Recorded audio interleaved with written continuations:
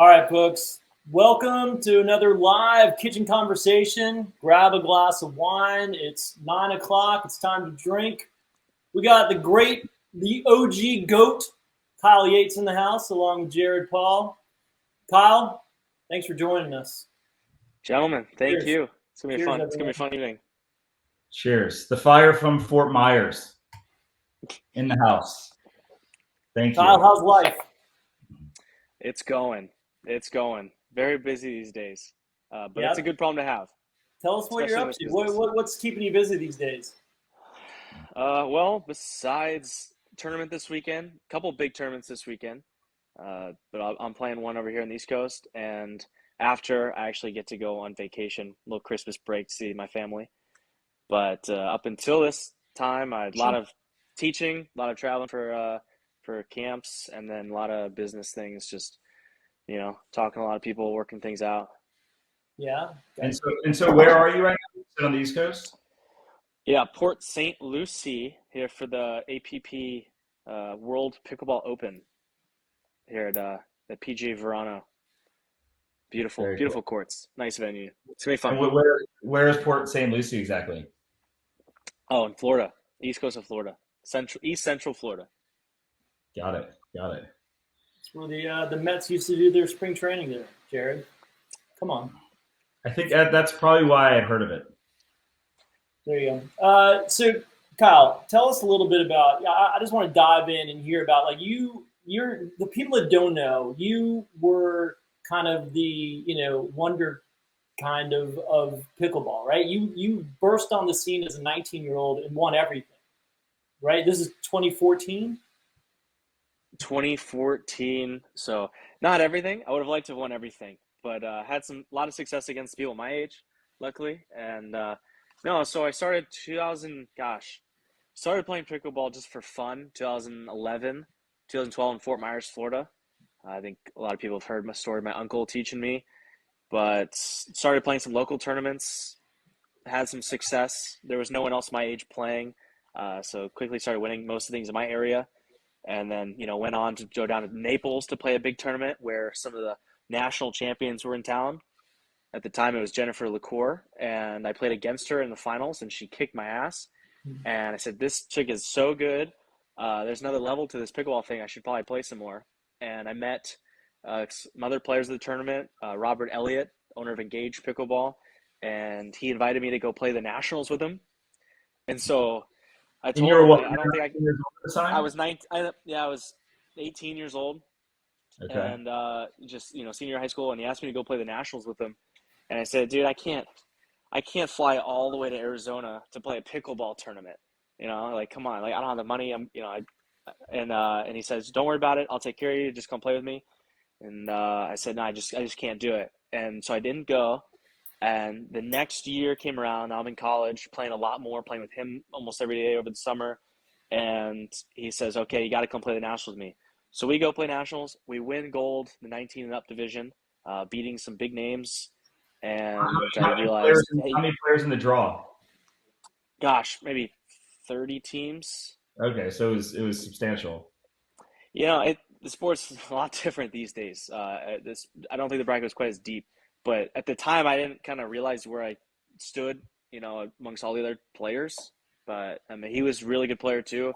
Got to practice with Brian and Phil, who were like the national champions at the time, and so I felt pretty confident. But going out there and actually doing well was kind of eye opening to me, and I started doing it more. But juggling school and pickleball and realizing if I actually wanted to make something of this, I probably should focus and practice and dedicate more time to it.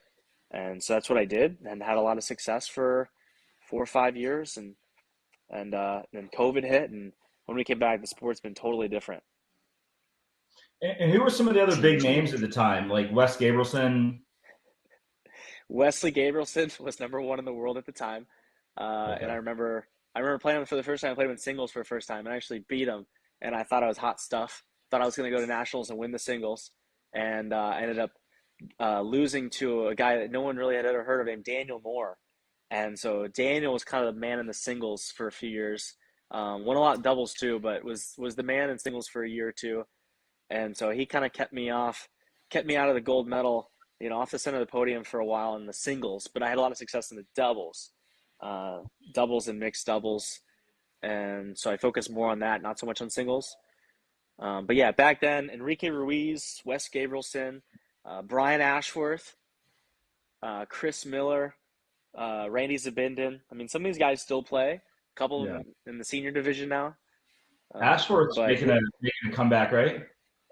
He's coming back. He's coming back. Yeah. He just had to work too much for a couple of years, but now he's back training again. And what was the level of play like then? Was it slower? Was it more strategic? Less banging? It was. I wouldn't say.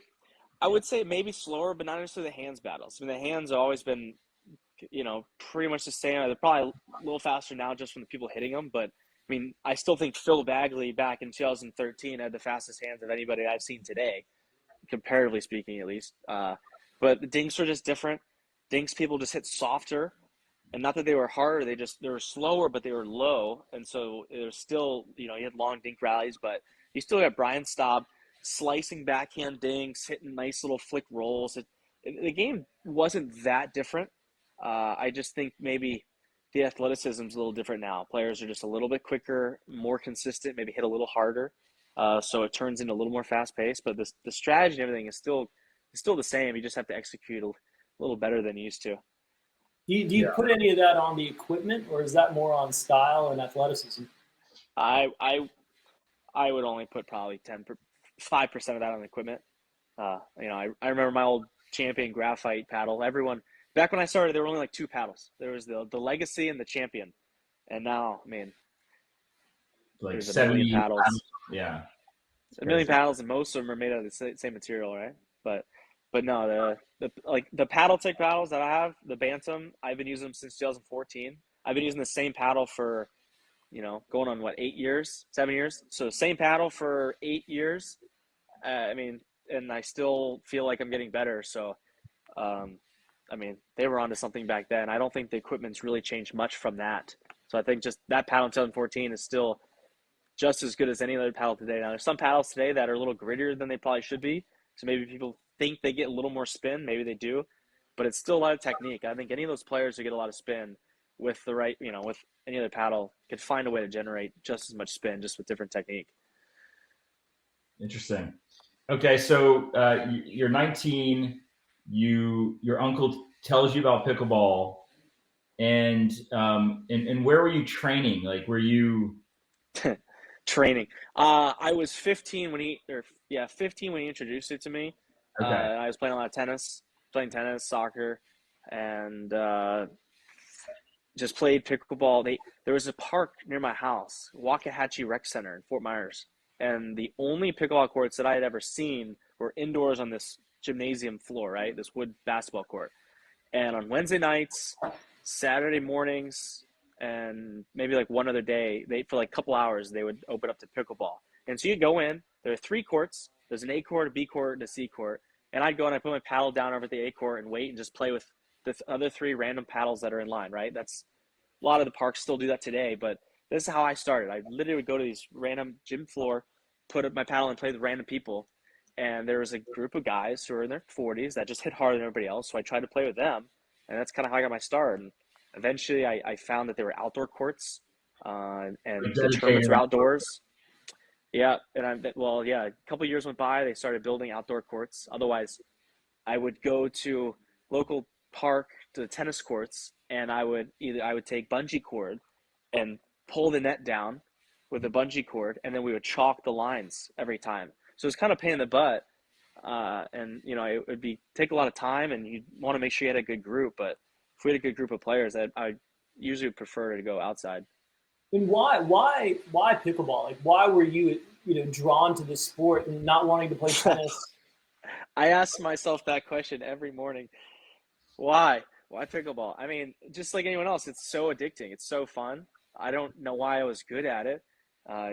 Maybe tennis, ping pong background helped, but I don't know. I loved it. It was fun. It was exciting. It was fast paced, but strategic. But yeah. Was part of it also was part of it the early notoriety that you were receiving and being able to go in and compete and win? And or was it more just you love the sport? Uh, I liked it a lot. Like I said, I probably wouldn't have been able to play as many tournaments if Paddletech hadn't helped me out. So I ended up going to the nationals, doing well. Paddletech, I met Curtis Smith there at that first nationals, and he saw me playing with their paddle. So this is actually a crazy story. So I originally buy my Bantam EXL in the summer of 2014, just because my paddle just kept breaking. The Champion Graphite, it would break down after like 2 months. Like I went through maybe 6 of them in the year before. And my mom just got sick of buying me paddles. I was broke. And so we went to the store, the Tennis R Us in Bonita Springs, who they run the World Championships in Punta Gorda every year. So we go way back with all these people. I bought my first Bantam there because it had a 5-year no dead spot guarantee. So in my head, I'm like, okay, if the paddle goes dead, I get a free one. So I get free paddles from now on, right? If I don't do anything stupid to it, which I was known to break paddles occasionally. And so we bought the Bantam, and the first time I hit it, it just felt amazing because I'm going from this cardboard and graphite to this like nice composite with vinyl face, like a nice, clean, better quality paddle. Felt amazing. Fell in love with it. Played So what did that nationals with Bantam cost you? Gosh, maybe $80. Okay. Where the champions were ADD, 40, $50. spout out Yeah, questions. $80. Yeah, I think Apologies. they're like 90 or 100 today, but yeah, I'm really $80 there at the store. But I figured it'd be my paddle I'd use all year, right? It'd save me $200 from the other 4 paddles I would break. And so I go to nationals and I'm playing. First day, win gold 19 plus. I'm stoked. Second day, mixed 19 plus. I get third, still pretty happy. Singles, I get third in age, pretty happy. Then you go to the pro events, and then I'm playing mixed doubles pro, and I'm in the bronze medal match, and in the pro division, playing with Lydia Willis. If you guys know who Lydia Willis is, was a legend. She medaled in 7 nationals in a row, but people probably don't remember her, but they should. But so I'm playing. We're in the bronze medal match, and I go down for a volley, and I just hit my paddle on the ground really hard, and it like just cracks right in the corner, just like a quarter of the top of the paddle is just snapped, and it was like flimsy, and I didn't have another paddle, and my mom's not there. I don't know anybody, and I kind of wanted to brush it off, and I didn't want to just grab some random paddle I never used, so I just played with it the rest of the match. We lose in 3 games, and after the match, I'm pretty upset. And because it was a team we had beaten earlier, so I would have liked to be in the finals. And so I go and I sit down. I'm all bummed. We just lost. And a gentleman comes up to me and says, "Hey, I loved watching you play. That was great." And I was like, "Yeah, thanks, whatever." I wasn't really in the mood. And he said, how's the paddle? You like it? And I go, "Well, I love it, but it's broken now." And he said, "Follow me." He takes me over to this Paddletech booth, hands me 2 new Bantams. And I was like, "Oh, thanks, man." He goes, "Yeah, Curtis Smith, owner of Paddletech. Just gave me a couple free paddles. I thought it was awesome." And then the next year, I started playing more tournaments, and they worked out a deal. They said, "Hey, if you like your paddle and you want to keep using it, we'd like to see you play more.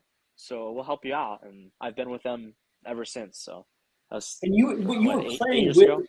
you were playing with Robert Elliott. Robert Elliott, yeah, the owner of Engage. He was my first like pro doubles partner. Did he We was were, he was the a owner? solid team. He didn't own Engage then.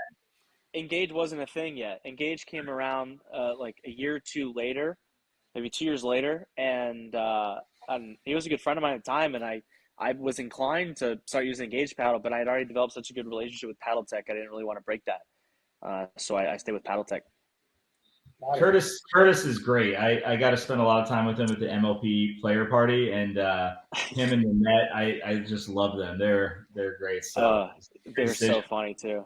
Yeah, it's just a great family-owned company. I love everyone involved. They don't do anything really selfishly. They've always been extremely helpful. Anytime I ever need anything, they were so quick to help me out. But they're in it because they love the sport of pickleball. I appreciate that. Absolutely. So. And so, were you the first full-time pro? I believe so. Yeah. Fun fact. I believe I was the first. You know what? I'll take that back because I maybe first full-time male pro, but I mean Jennifer LaCour and Alex Hamner had won 3 or 4 nationals in a row before I got on the scene. And there were other guys that played all those tournaments, but back then there weren't a ton of tournaments. so it's hard to really tell. But as far as making a full-time living off of it, I want to say that probably, someone like a Jennifer LaCour was probably before me.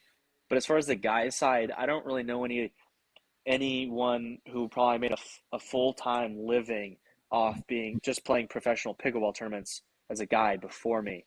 That could have been funny. Was that a scary jump to make to decide I'm going to play pickleball full time? And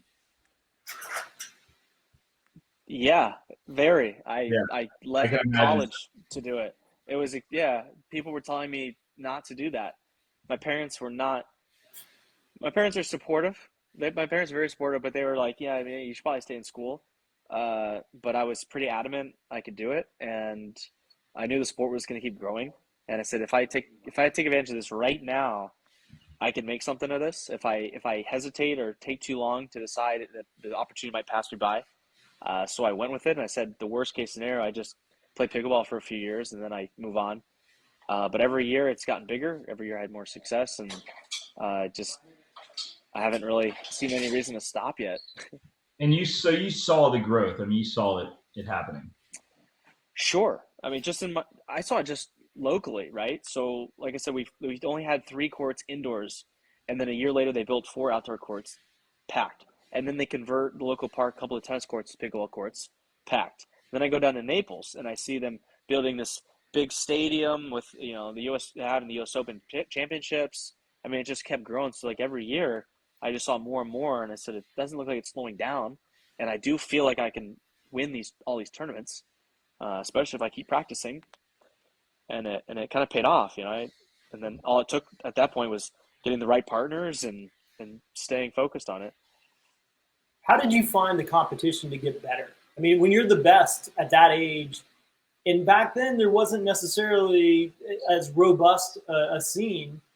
How did you seek out players that could give you the kind of competition that you needed? We went and played as many tournaments as we can, even though there's no prize money. And so if you ask some of those players who played back then, we literally played for the love of the game. I would fly to California and play a tournament even though there's no prize money because I needed to practice against all the other best players. And if they saw the other best players were going to be there, they'd want to go play it too to get the practice. Then after the tournament was over, we'd stick around and play a bunch of rec games for like 2 days. So if you weren't there, you were missing out. So it was a lot of trying to travel and get together with the other top guys. But what's crazy about the skill level of the sport, I mean, if you just take singles, for example, let's say men's pro singles. Back when I first started playing in 2012, like Enrique Ruiz was the number 1 singles player. He was the national champion. And then the following year, Wesley Gabrielson won, and we thought he would win the next year. Then Daniel Moore won, and we thought he would win the next year. Then Marcin Respetsky won. We thought he would win the next year. Then Tyson McGuffin won. Then we thought he would keep winning. Then Ben Johns shows up, and then Ben Johns wins again and again. It's been crazy that every year you get someone new who steps up and takes over. And in the doubles, that hasn't exactly been the case. There's more equalizing factors for doubles, but just seeing it in singles, just seeing the skill level constantly, developing and the strategies being implemented just better and better. I mean, and I could go through and tell you why each guy dominated at the time. I mean, Enrique had 2 forehands, and he was bigger than everybody else, so he could just pass everybody, and you couldn't pass him. Then Wesley got a little trickier, a little more athletic. Daniel, better forehand drive. Marcin, big guy, better tennis player. Then Tyson, a lot quicker, a lot scrappier. And then Ben, as you guys are all familiar. So it's just funny seeing the sport develop in that way. So rumor has it that you taught Ben Johns. Is that true? He had started playing pickleball already, and he was playing with a group from Naples, or Bonita Springs, Cicero, they were quite a bit older than him, and they were friends with my mom, and they said, hey, we found this kid, Ben, he's playing with us, he's pretty good, you should try to play with him some. And so I met him, he seemed cool, and he was good, and so I got to practice with him a bunch, so I'd go over to his community, we would drill a couple days a week for a while, and I got to know him a little better, and so, I probably told him more than I should have, but he's a smart guy. He learns just by watching anyways. So I definitely probably taught him a few things, but most of the things I taught him were not intentional. he learned them on his own. And what level was Ben Johns when you met him? I have 4 or 5. He was good. He was just kind of a clumsy kid. Could hit pretty hard. Not decent mechanics. He didn't seem like a freak. So you didn't He you didn't didn't seem you weren't crazy like this athletic. kid's gonna be one of the best players. Like you didn't see that. I knew he was gonna be good. I'm pretty confident, so I just assumed that I would always be able to rise and stay above him. But I knew he was gonna be good because I ended up taking a chance on him playing nationals with him before anyone really knew who he was. But I knew he was gonna be good. He had the right. If he had me to practice with for a couple months straight, I knew he was gonna catch up. Just anyone would if you're just practicing long enough with the right people, you'll get better. But he had the right mechanics. He was smart. He was pretty strong. And I was like, man, if I could just get him doing what I want him to do, and he stays steady, and he's good, strong mentally, which he was very strong mentally. That's a big factor. And I knew he was gonna be good, and I was like, I think this kid could be my partner someday. Jason, do you think Which he anyone's still ever was. seen you play and been like, that guy's gonna be the guy? I hear it all the time, Jared. It's usually Well, by septuagenarians, unfortunately, not by Kyle Yates. man, I wish I would have discovered. A year and a half ago, I didn't know what pickleball was. Like, never even heard of it. And then I got invited by this guy Matt Napoli in Austin to play at Bolden Acres, which we now play at all the time. And the first day I was hooked. And I went home and I went to YouTube and I typed in pickleball. And I believe it was 2 people that came up, you and Scott Golden. And I was watching your tournament. I think I was watching like the US Open or some footage from something. And I was like, wow, like that is possible. Like I was whiffing the ball and I still whiff sometimes, but like I was really enamored with your skill level, but also your fire on the court, and I think the personality that you had on the court, which I think is I think there was like a time, and I've only been around for a year and a half, but there was like in the first 6 months, I had heard people saying like, oh, people need to tone it back. I think you and I actually talked about that. I don't know if you remember. Like I reached out to you very early on when I started Pickleball Texas, and I was like, do you want to do a clinic or something? I was like, fanboy stalking you. And I remember us having that conversation about personality. I'm like, I think you're great for the sport. Everyone else I've seen, I feel like you're bringing that energy, So you were one of the first. You're a big reason why I was like, I want to like learn more. I want to play more. So Sure. Yeah. I think I do. Not that I was the first one to show, fire and emotion on the court. Obviously, there were plenty of people who did that before me, but yeah, I definitely had a temper. I really wanted to win. I hated losing, and it meant a lot to me because if I was losing, then I probably would have had to go back to school, and I really didn't want to do that. So winning really meant a lot to me. But it's funny to go back and watch those old videos and see how pumped up I was getting. I actually laugh at myself now. As I just seeing this punk kid just like staring down the crowd and stuff. It was so great. But it's so much fun. But now you get and all the so players. I mean, you get Tyson roaring, you get everyone yelling. I mean, it's not a lot more, rambunctious these days. yeah, yeah. I What do mean, you I think think? it's What was your take on MLP, Kyle? It looked like you were having a blast out there. I wanted to hear what your take was on it. Ah, who's that guy? MLP, I had a blast. I had so much fun at MLP. It was Steve Kuhn, Brooks Wiley, those guys did a phenomenal job, in my totally. opinion. I had a blast. I don't know if every team had as much fun as my team did. I don't think any team had as much fun as my team did. Having AJ and Lee Whitwell and on our team, we had a blast. But no, it was cool. It was fun. It was nice to be able to play with some, have a team. I think everyone's obviously talked about that, where it's just you're playing for other people, not just yourself. And I know a lot of times when I'm out on the court playing tournaments, it's the 10th term of the year. I just get a little worn out, and I just don't really care as much anymore. I could lose and go home, and I'd be okay with it. You try not to have that mentality, but at MLP, you're playing games to 15. You're well rested. You got people counting on you. You get 100% the entire time, and it was just a different vibe. I don't know if it was just the team aspect, but the format too, where every match seems so important, and they're all games to 15. So it's just a sprint.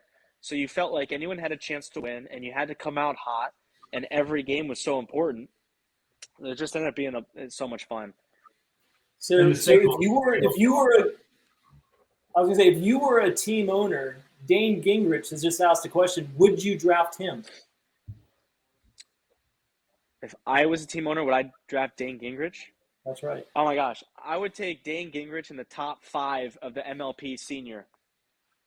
MLP senior, I like it. What Let's about go. the regular? What about just the regular MLP? You don't think you can hang? Come on. Even Rob Cassidy was left off, undrafted. So I mean, that's tough. That's tough. So we have a couple questions. We got a couple of questions here. People asking about pickleball becoming an Olympic sport. What do you think? Do you think that's a realistic goal? Yeah, I'm not the right person to ask that question. I don't think it's realistic. But I think that question gets thrown around way too often. Sorry, Lance. I think you need adaptation across the world. You need like 35 countries to be playing it pretty prolifically, and so I think we're a ways off. I'd like to establish a true governing body of just our sport first, and then maybe we can start pushing it in other countries a little bit better. But once this country and the actual sport itself has a respected and competent governing body, I think it'd be tough to really expand it globally. Shots fired. Yeah. What? We got a question from Jacob Brewster. Curious what Kyle looks for in a partner, and who are your favorite people to partner with right now? I like partners that are consistent and have good hands. My favorite people to partner with right now, gosh, I mean, there's too many. Brian Ashworth is probably my favorite all-time player to partner with. He's just, even when he misses, he still makes me laugh, which is good because I tend to get upset when I'm losing. But with him, as upset as I get with him, he still finds a way to keep me positive. Anna Lee is just a blast to play with. Obviously, Ben was always fun to play with. But I've had a lot of fun tournaments. MLP, I got to play with AJ Caller. I had a blast playing with him. I mean, there's too many. Did you play with Lee at all? I didn't get to play with Lee Whitwell at MLP. I wanted to. Right. I actually mentioned it before the finals. I wanted to switch it on the other team and play with Lee Whitwell, and just to mix it up, just maybe get in the other team's head. But we decided just to stick with our lineup we had all week. So I would love to play with Lee Whitwell. You surf, right? Is that right? I surfed for about 4 hours today already. Wow. Okay. So you're a pretty good surfer. 4-0. 4-0 surfer. So about my equivalent of a pickleball player. Have you ever seen Point Break? Let's not get carried away. 3.5, 3.5. Have you seen Point Break? Oh yeah, with Keanu Reeves.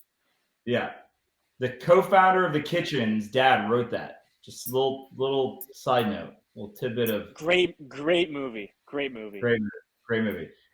We have a special guest, but I think you all know, and I think we talked about before we went live. We're all Gators here. We're all Gators.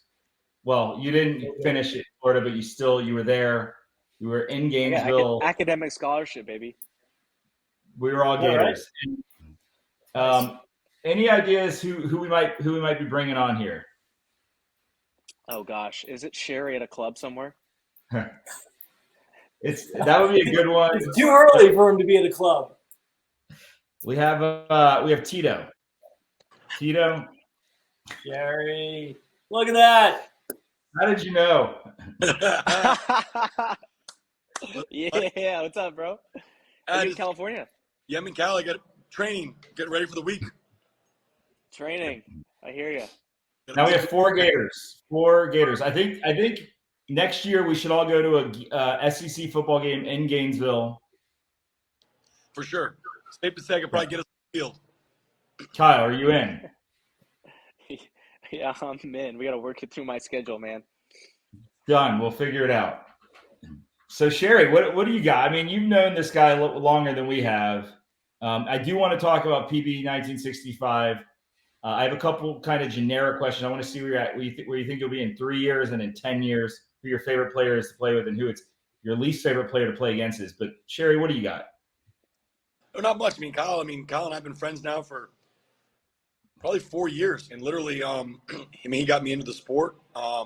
They were talking about the U.S. Open, was coming to town, and I read some article about this kid, and I was just like, this sport can't be that hard. So I just got his phone number, called him up, and asked him if he'd hit. And, Kyle did, not that he chose pickleball. He just was not that good at tennis. And with that being said, I said, hey, let's play. And but before we played pickleball, because I knew there was a small chance I was going to get beat. I didn't realize I was going to get beat as bad as I did. I said, hey, let's go hit some tennis balls first. So I got a couple 11-0 baseline games in, maybe 11-1.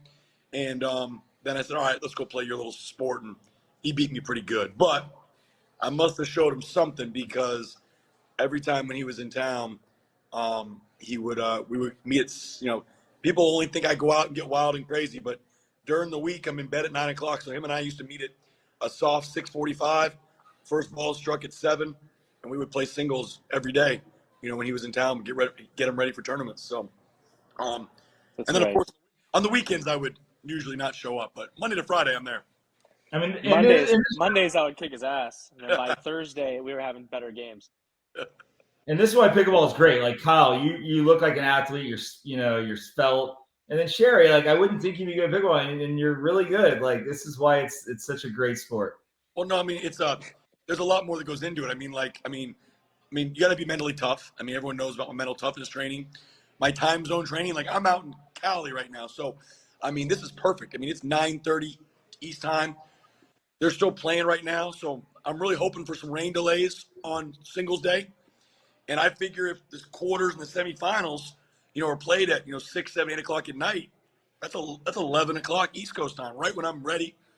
And I feel like time zone training. You go to the club till like 3 o'clock in the morning for training. That's training. That's time zone training. Hey, it's called sleep deprivation. I always feel like if you and play on no sleep in practice, the night before tournaments, I do get sleep. I do go to bed early, take plenty of sleeping pills, and me waking up with 8 hours of sleep, it's like Rip Van Winkle. I feel perfect. Jerry, when you were in Austin for MLP, I think I did say after the player party, let's go and have some drinks. And you were like, I got playing Damien early in the morning. Let's call it a night and we'll go out another night. Like I was impressed. I was blown away. So I think you're onto something.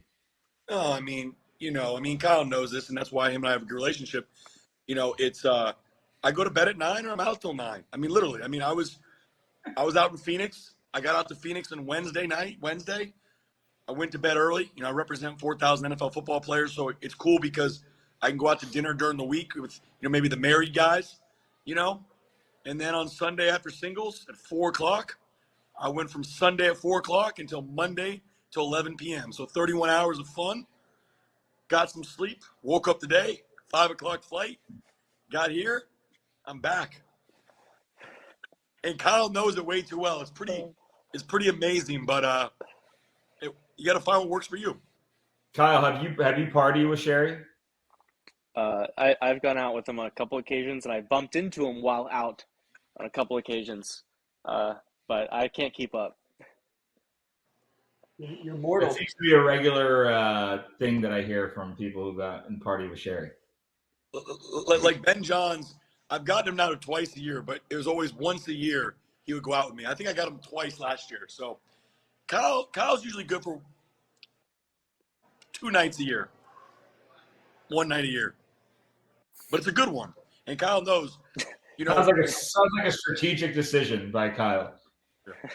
But he knows it takes 6 months to recover. He knows what he's getting himself into. It's like once he's out, it's not like he's going to go home. Like he knows what he's getting himself into. So while we have both of you, we'll ask you all the last couple of questions, and you both can answer. And this is kind of a generic interview question, but I think it's interesting. Well, first off, you started PB 1965. I don't know if you want to plug that at all. We typically don't allow that in the kitchen, but you got the gear on. What is it? What is PB 1965? PB 1965 is the premier pickleball apparel brand. That's Check what out it their is. website. The stuff is fresh. I'm into it, and I'm waiting for my shirt from Randy.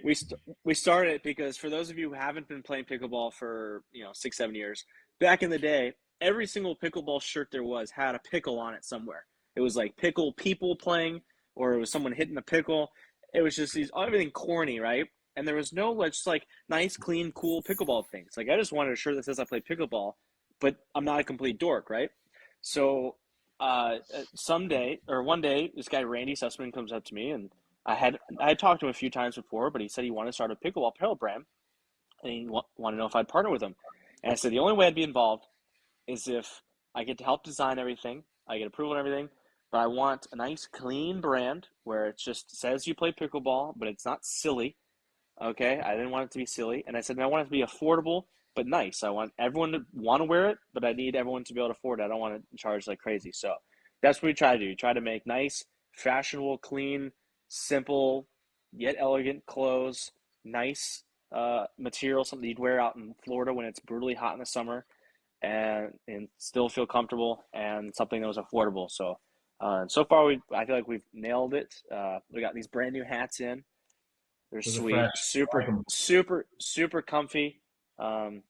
Everything makes pretty high quality, all private labeled. Why 1965? Come on. It was the year pickleball was invented, bro.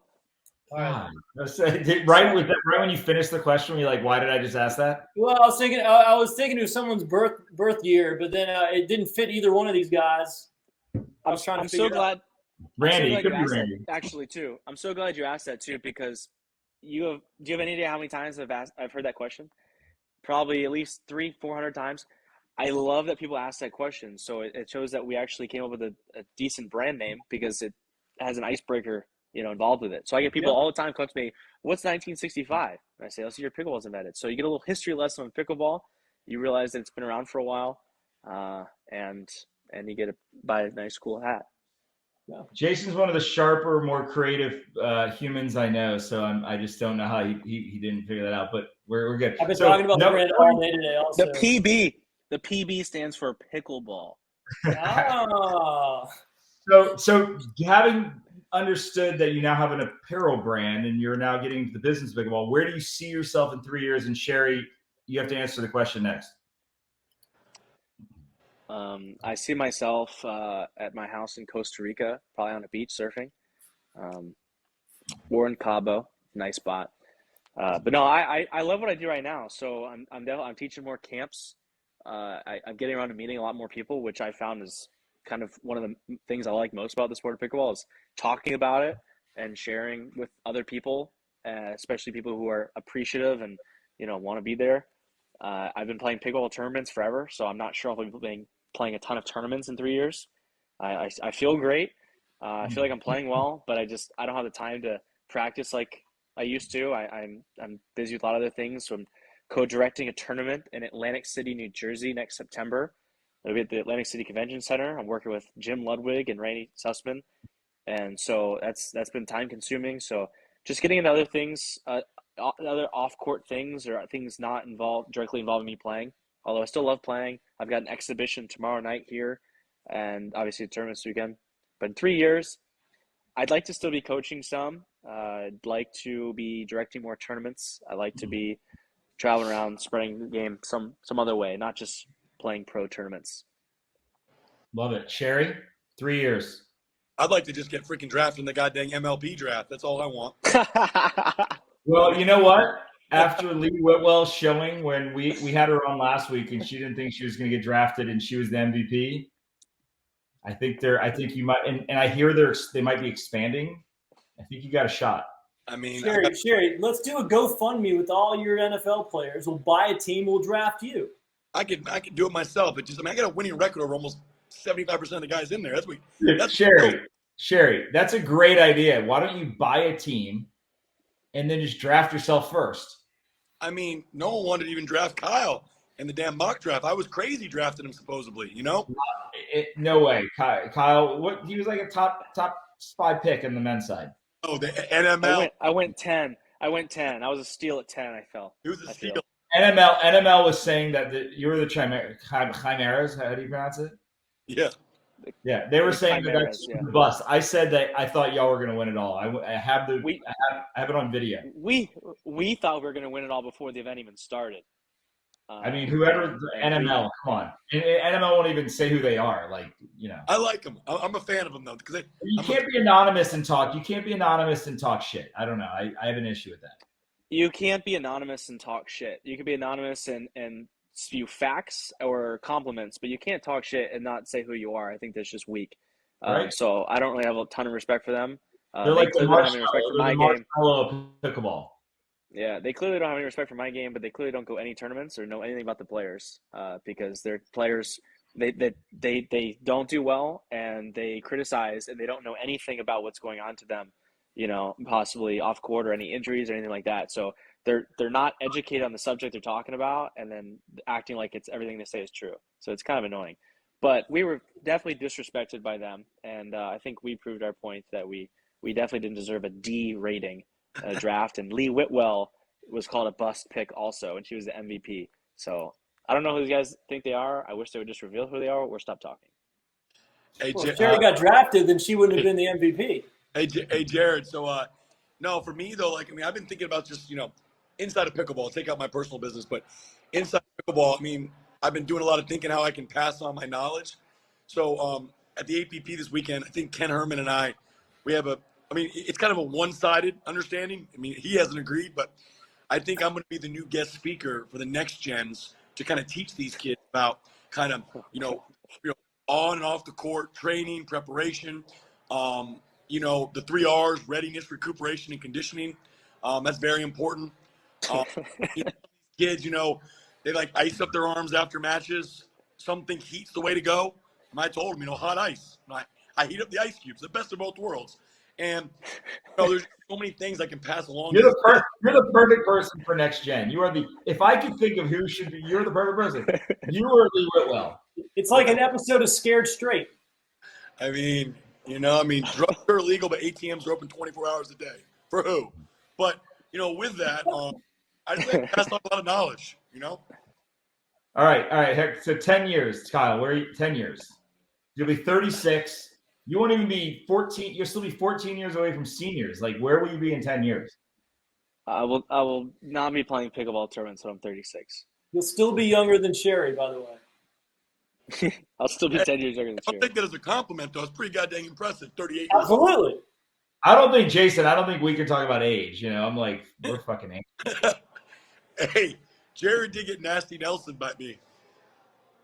You guys did you beat Jesse and Irina, or did you lose, Sherry? We won. We did win. It was. I don't really consider it a true win, but I'll consider it as a win.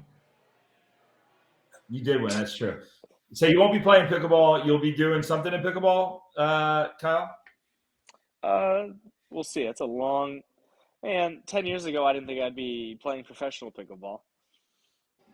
So, one thing – I'd like to be in Costa Rica in 10 years. One thing, though, guys, a lot of people don't realize with Kyle, though, people might see him every once in a while as a hothead on the court or whatnot, but he's always paid it forward. He'll be at a public park, and, he does get harassed. I don't like to boost his ego, but he gets harassed, by people, and he takes it very well. He'll go play a game or two with 2.0s, literally. The problem is then they get his phone number and they ask him to play 100 times in a row because he was nice one time.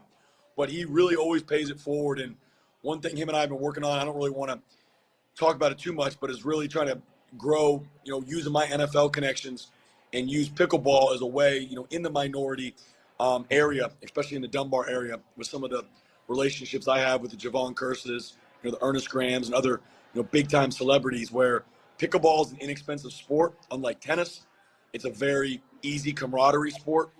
And when you take, people and kids that are genetic athletes, I think it's a very good way to introduce them to, another type of sport other than football, basketball, track. So, Kyle and I have been working on it for a while, and we really didn't want to talk much about it, but been working on some funding, and the city's been working with us. So hopefully in the next 2 years, that'll answer one of your questions. Well, I'll go on record saying if you guys are able to get that up, anything we can do to support that, we are 100% in. I love that. All about that. Yep. So that's dope. Last two questions. Jason, do you have any? No, go ahead. Fire away.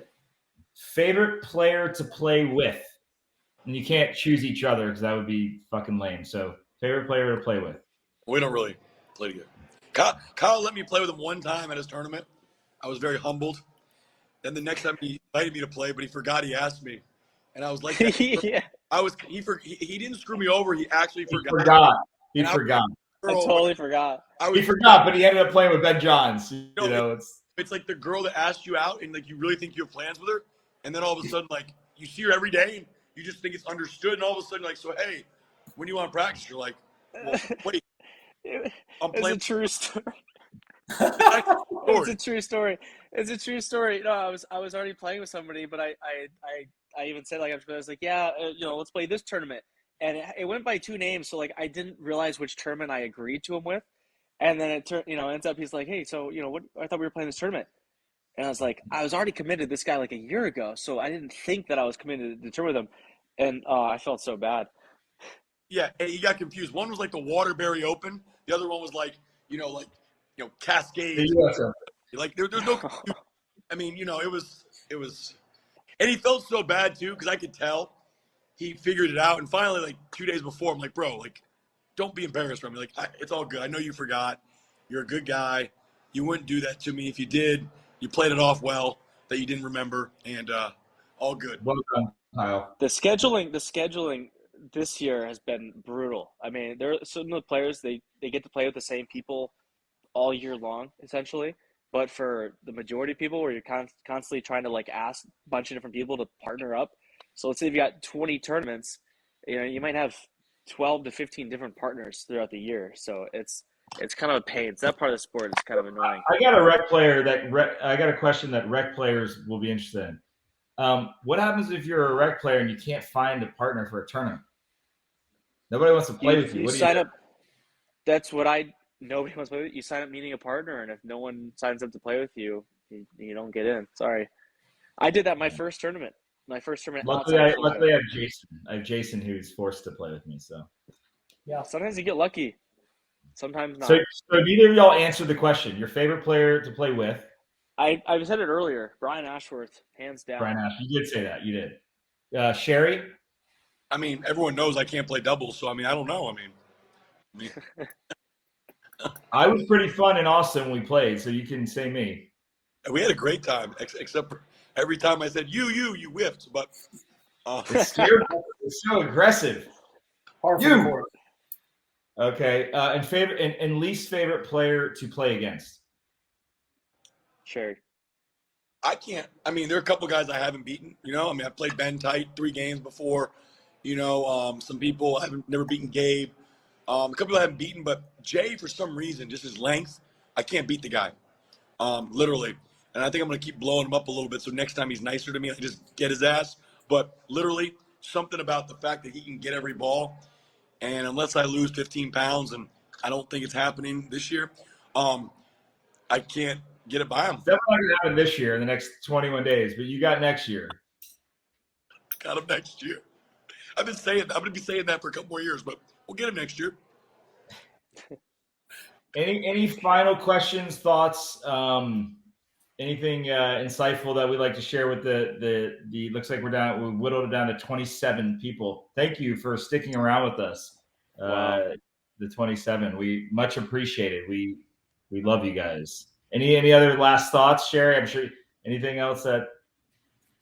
No, I mean, I'm just super excited. Just the fact that for me, here I am. I got 4,000 NFL football players. 95%.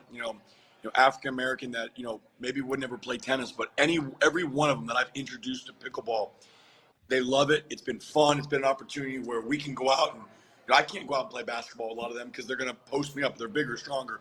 A lot of them can't go out and play golf with me.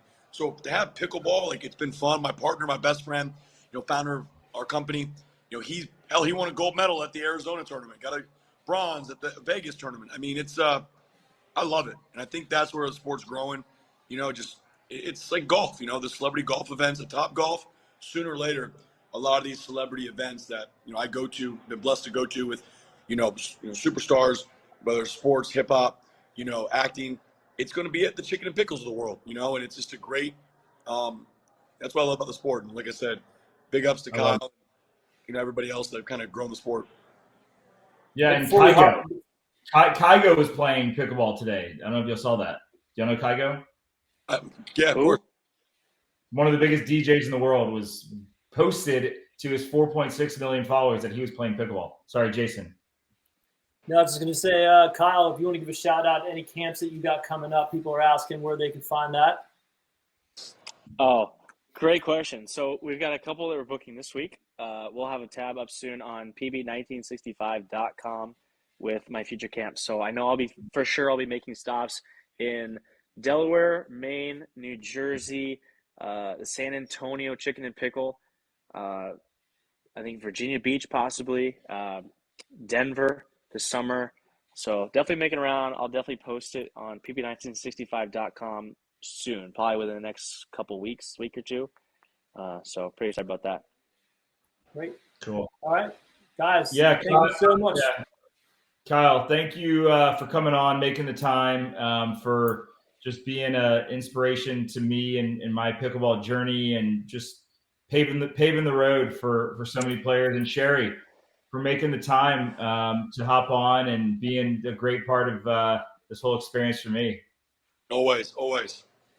No, thanks for you guys are doing too. I know for me, pickleball's given me a lot. So it's and when you take, sometimes it runs out. But when you start giving back to the sport, people end up giving back to you. So it's been fun. It's been cool. Always looking for new opportunities. But I like that you guys starting something new, just trying to grow the game, and I appreciate that.